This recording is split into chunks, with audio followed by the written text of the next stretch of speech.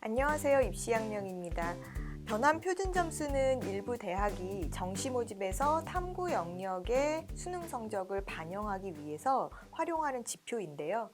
백분위로 이제 각 대학이 자체 산출한 점수를 적용해서 환산을 해서 표준 변환 점수를 정합니다. 2020학년도 대학별 변환 표준 점수에 대해서 한번 알아보도록 하겠습니다. 시험의 난도에 따라서 표준 점수가 달라지기 마련이죠. 시험이 쉬웠다면 표준 점수가 낮아지고 또 시험이 어려웠다면 표준 점수가 높아집니다. 탐구 과목의 경우 학생들의 선택지에 따라서 원점수는 같더라도 표준 점수와 백분위가 달라지기 마련인데요. 선택 과목의 유불리가 이렇게 탐구 과목에서 나타나다 보니까 만점을 받지 못한 수험생들도 만점자를 역전하는 상황이 생기기도 합니다. 예를 들어서 국어에서 2점짜리 문제를 하나 틀린 학생이 사회탐구에서 경제와 사회문화를 선택한 상황이라면 올해 2020학년도 수능 점수를 기준으로 했을 때는 표점합이 426점이 나옵니다. 이는 인문계열 올해 만점자 학생이 있다라고 가정했을 때 단순 표점에서 우위에서는 점수가 될 수도 있는데요. 국어에서 3점을 감점당한 경우에는 425점, 이런 식으로 수학에서 4점일 때는 424점 이렇게 표준 점수만 놓고 우리가 본다라고 하면 만점자들하고 어떤 점수 차이가 나는지를 쉽게 확인해 볼 수가 있습니다.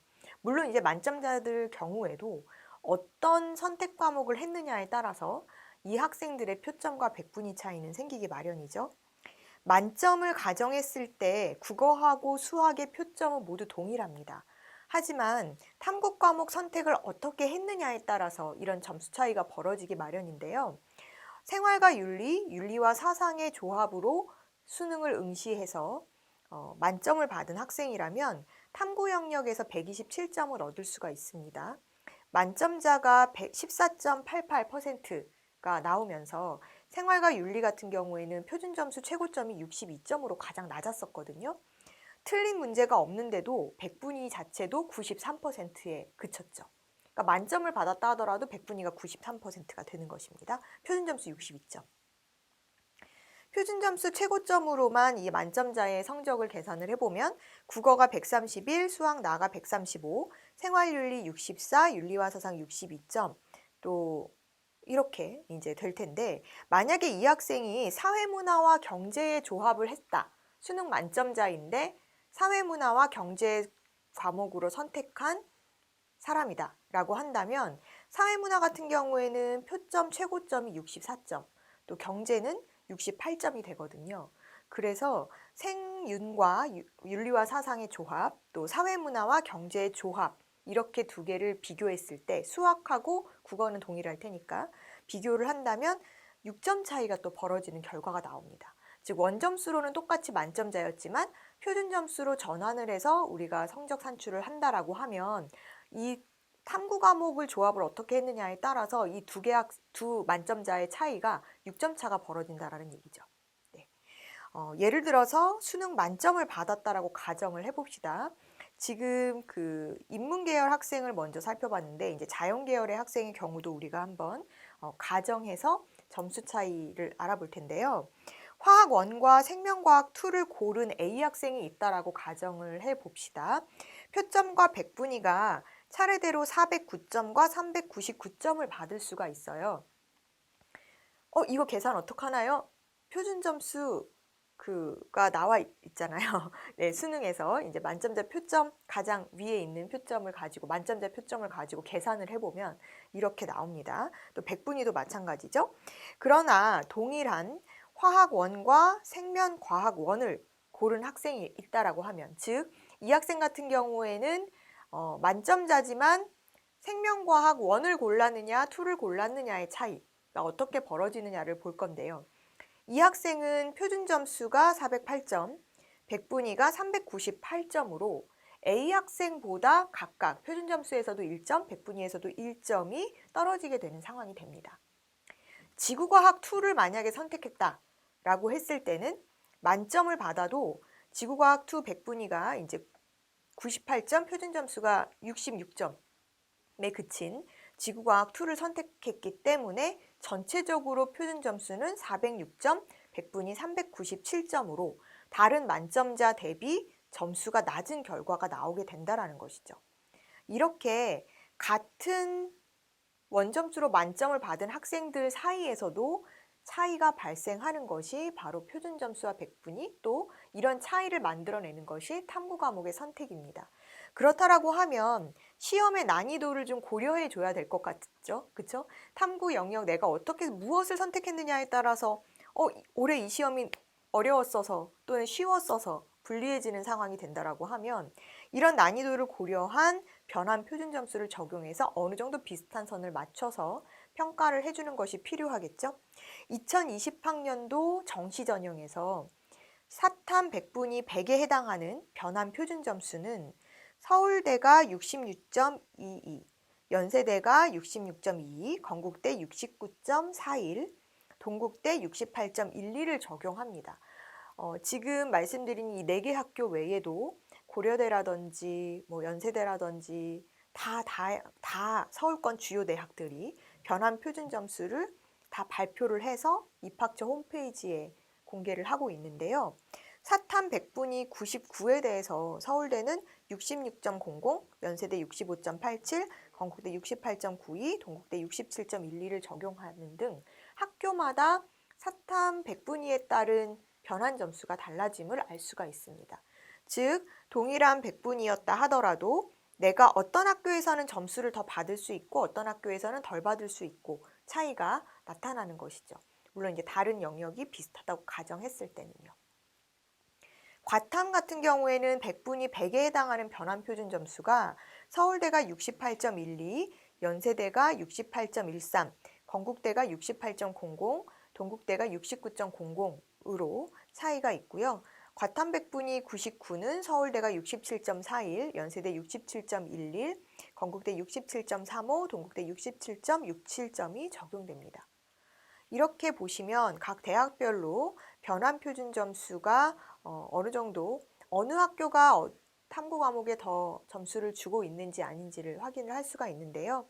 결과적으로 시험이 어려워서 표준 점수가 상대적으로 높게 나온 경제라든지 지구과학 1 등의 만점자는 변환 표준 점수로 인해서 점수가 낮아지는 상황이 되기 때문에 결과적으로는 불리해진다라고 볼 수 있습니다. 경제 같은 과목에는 변환 표준 점수가 전체 이제 최고점이 70점대였잖아요. 그러나 변환 표준 점수로 하면 대부분의 학교들이 60점대의 점수를 주기 때문에 실제 내가 받은 표준 점수보다 한 10점 정도 차이가 나는 상황이 돼버린다는 얘기죠. 또 시험이 쉬워서 표준 점수가 상대적으로 낮게 나온 윤리와 사상이라든지 물리원, 생명과학 1 등의 만점자는 변환 표준 점수에 따라서 내가 취득한 표준 점수보다 높은 점수를 받을 수 있기 때문에 유리해질 수 있을 것으로 보입니다. 네. 그래서 사실은 학생들이 탐구 과목 선택을 고민할 수밖에 없는 상황이 되는 것이죠. 자, 예를 들어서 올해 수능에서 사탐 경제 과목의 응시에서 원점수 기준 50점 만점을 받은 수험생의 표준 점수는 72점입니다. 그러나 각 대학의 변환 표준 점수를 적용하면 서울대 및 연세대에서는 100분위 100에 해당하는 66.21을 받는 것이고요. 또 건국대에서는 69.41, 동국대에서는 68.12를 받아서 각각 본래의 표준 점수보다 최대 5.78 정도 점수를 손해보는 상황이 된다는 것입니다. 물론 이 학생이 서울대나 연세대에 지원했을 때도 마찬가지죠. 반면 윤리와 사상 과목에서 50점 만점을 받은 학생의 표점 최고는 62점입니다. 변환 표준 점수를 적용하면 역시나 100분위 100에 해당하는 점수를 적용하면 되는 것이죠. 그래서 여러분들이 표에서 보시는 것처럼 서울대, 연세대, 동국대에서 63.95점, 즉 지금 그 윤리와 사상 같은 경우는 만점자가 많았기 때문에 이 표준 점수에 해당하는 100분위는 93이라고 했잖아요. 그래서 이 93, 100이 없어요. 93에 해당하는 만점자가 많다 보니 93%에 해당하는 변환 표준 점수를 적용시키는 것이죠. 그러면 서울대가 63.95, 그렇죠? 그 다음에 연세대도 63.95, 또 건국대 65.25, 동국대 63.95가 됩니다. 그래서 원래 받았던 62점보다 1.95점 정도 또 점수 차이가 조금 더 나는 건국대 같은 경우에는 3.15점이 더 높아진다라고 볼 수가 있는 것이죠. 이렇게 여러분들이 변환 표준 점수는 이렇게 100분위를 기준으로 환산된 점수를 보는 것이구나 라고 생각해 주시면 되고 이런 상황에서 그 학교별 산출 방식이 적용이 되어서 그 학교에 지원했을 때 나의 토탈 몇 점 이렇게 나오는 것이죠. 그래서 단순히 수능 몇 1등급이에요 라고 얘기할 수 없다라는 이유가 여기서도 확인이 됩니다.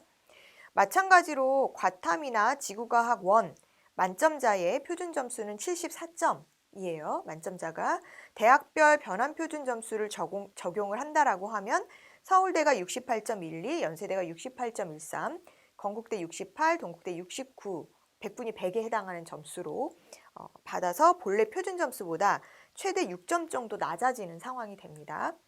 또 과탐 물리 1의 만점자는 100분위 99%에 해당이 되거든요. 그래서 이 경우에는 서울대 67.41, 연세대 67.11, 건국대 67.35, 동국대 67.67점의 점수를 획득하게 되기 때문에 본인의 표준 점수 66점보다 조금 더 높은 점수를 받을 수 있다라는 것이죠.